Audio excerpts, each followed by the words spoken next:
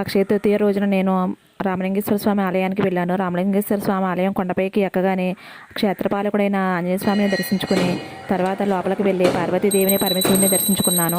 దర్శనం అయిన తర్వాత రావి చెట్టు దగ్గర అమ్మవారిని ప్రతిష్ఠించారు. అక్కడ అందరూ దీపారాధన చేస్తున్నారు. నేను కూడా అక్కడ దీపారాధన చేసుకుని కొబ్బరికాయ కొట్టుకుని కాసేపు లోపల కూర్చున్న తర్వాత బయటకు వచ్చేసాను. లోపలికి వెళ్లే ముందు తీసుకున్న వీడియో ఇది.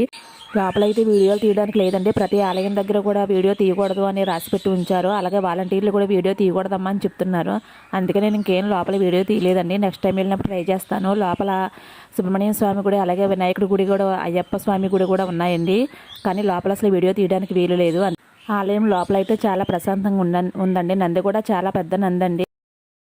ఈ కొండపై నుంచి చూస్తుంటే సిటీ మొత్తం కనిపిస్తుంది. కృష్ణానది కూడా కనిపిస్తుంది. చాలా బాగుందండి. చల్లని గాలి చాలా ఆహ్లాదకరంగా ఉంది. దర్శనం అయితే చాలా బాగా జరిగింది. అలాగే కుంకుమ పూజలు కూడా చేస్తున్నారండి అక్షయ తృతీయ సందర్భంగా.